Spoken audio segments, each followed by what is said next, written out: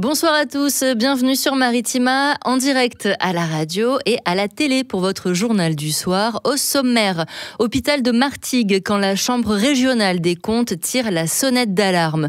On poursuit cette édition avec une météo difficile à cerner cette semaine. On éclaircira la situation avec Paul Marquis, expert de la météo du 13. Et puis, Halloween approche, à Fos-sur-Mer, citrouille et toile d'araignée sont déjà de sortie. Allez, on ouvre ce journal avec la santé. L'hôpital de Martigues passe sur la table d'examen et ce sont ses finances et son organisation qui sont scrutées. La Chambre régionale des comptes vient de publier un rapport pointant plusieurs fragilités. Les explications avec Raphaël Cayat. La Chambre régionale des comptes n'est pas tendre avec le centre hospitalier de Martigues, actuellement 3e établissement public de santé dans le département. Le rapport évoque en effet des difficultés financières majeures avec un déficit annuel de 6 millions d'euros, rien qu'en 2023. En cause, une baisse d'activité marquée depuis la période Covid et surtout des montants irrégulièrement versés au personnel médical et non médical. Ce déficit entraîne de facto une paralysie des investissements, notamment dans la partie structurelle du centre. La Chambre régionale parle d'un niveau de vétusté élevé et d'un projet de restructuration qui n'est pour l'instant pas soutenable sur le plan financier. Le directeur du CHM, Loïc Mondoloni, a réagi à ces observations. Il maintient qu'une stratégie immobilière est bel et bien en place depuis 2019, mais que le projet a été sous-dimensionné. De nouvelles études seraient donc en cours avec une mise en œuvre prévue l'an prochain. Et si vous souhaitez consulter ce rapport plus en détail, rendez-vous sur notre site maritima.fr. Changement d'ambiance après la santé, on passe au temps qu'il fait. Hier encore, les Bouches-du-Rhône étaient placées en vigilance pour orage, vent et pluie avant que la situation ne soit levée puis rétablie ce matin. Bref, une météo insaisissable. Alors à quoi s'attendre pour ces derniers jours de vacances scolaires? Les prévisions avec Paul Marquis, expert de la météo du 13, au micro de Noren Werfeli. Ah oui, c'est vrai que la météo va encore pas mal fluctuer jusqu'à la rentrée, effectivement.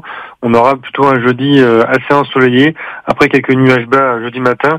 Vendredi, une alternance de nuages et d'éclaircies, toujours dans la douceur, donc les températures vont nettement remonter par rapport à lundi ou encore mardi. Donc on aura facilement entre 12 à 16 le matin, jusqu'à 19 à 22 l'après-midi, avec un vent d'est à sud-est qui va être assez récurrent, donc une douceur en basse couche assez notable.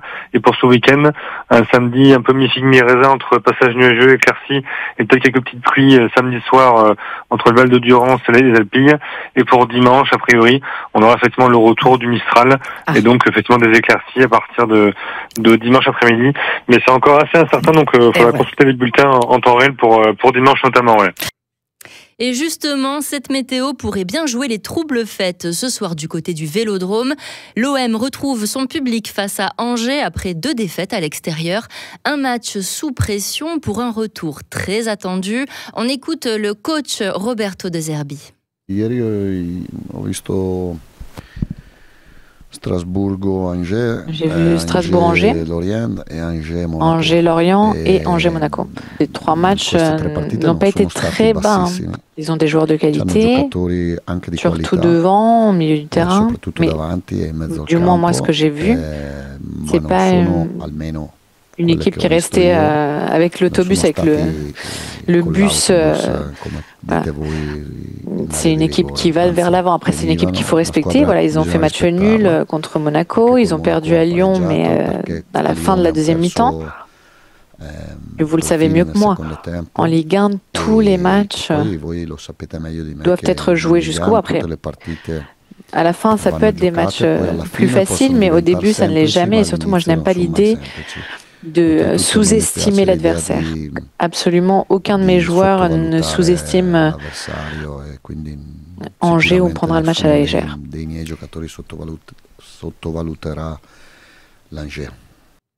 Ce soir, donc, le match face à Angers au Vélodrome démarre à 21h05. Il est à suivre en direct sur notre antenne avec Enzo Buonalana et Jacques Bail. D'ailleurs, dès 20h30, ils vous attendent pour l'avant-match.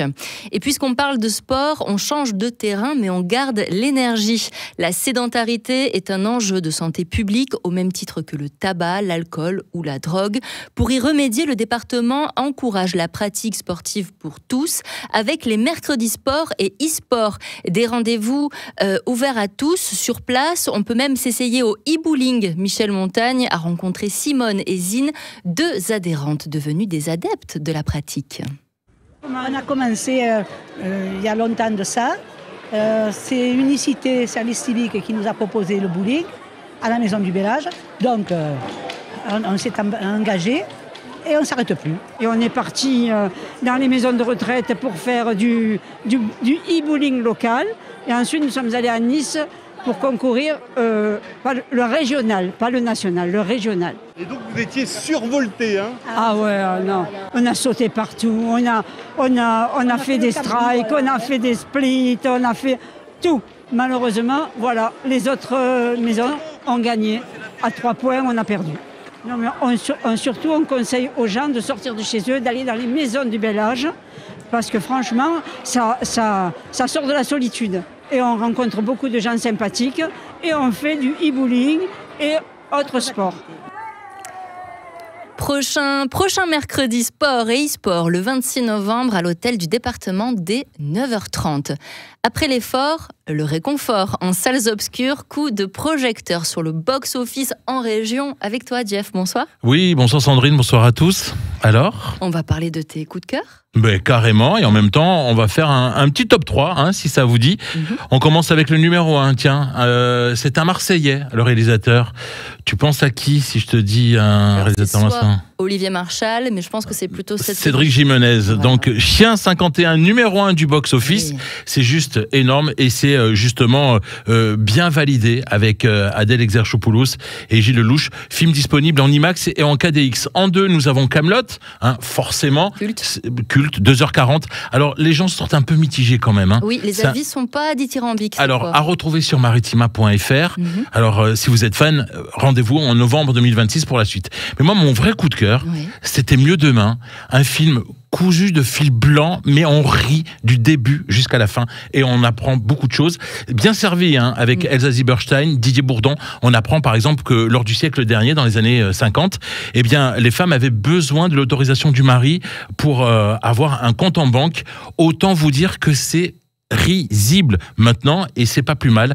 Autant vous dire aussi qu'il faut aller voir ce film, sachant qu'il y a de l'humour et c'est tourné avec beaucoup d'intelligence par Vinciane Miloro. Et un très beau casting que tu as eu l'occasion de rencontrer et d'interviewer. Vous pouvez retrouver bien entendu le reportage complet de Jeff sur notre site maritima.fr. Merci beaucoup. Merci à vous. Pour terminer ce journal sur une note festive, Halloween approche à grands pas. À Fos-sur-Mer, habitants et associations peaufinent déjà leurs décorations pour faire frissonner petits et grands. Reportage signé Pauline Dupont. J'adore Halloween. Place de la République à Fos-sur-Mer, on a frissonné au marché d'Halloween. Une joyeuse troupe de monstres nous a accueillis. Alors, vous êtes ici avec vos parents, avec le centre aéré ? Avec le centre aéré. Super. C'est Halloween. En quoi vous êtes déguisés aujourd'hui ? Moi, en sorcière, en vampire, en diable. Qu'est-ce que vous faites comme atelier ? L'atelier, on fabrique du jus. Et après, on va faire une choré. Une petite danse. On va faire des dégustations. On va déguster un jus d'Halloween. Je dis un grand merci au monsieur qui nous a offert la citrouille pour la crèche des Canailloux. Pascal Brémond, adjointe au maire, nous en dit plus. Donc aujourd'hui, c'est le marché d'Halloween. Est-ce que c'est la première fois que ça a lieu à Fos-sur-Mer ? Le marché d'Halloween, oui.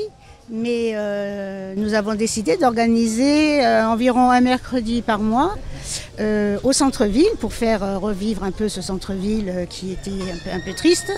Des activités, on essaie de faire venir des exposants, les enfants bien sûr, parce que mercredi c'est le jour des enfants, les grands-parents viennent avec leurs enfants et donc il y a plein d'activités en partenariat avec le centre social, avec toutes nos structures, le centre aéré. Si ce terrifiant marché d'Halloween est une réussite, un prochain rendez-vous pourrait se préparer pour la saison de Noël. Affaire à suivre. Affaire à suivre, on vous tiendra bien entendu informé. C'est la fin de ce journal. Merci de l'avoir suivi. Retour de l'actu dès demain 6h avec le Grand Réveil. Excellente soirée.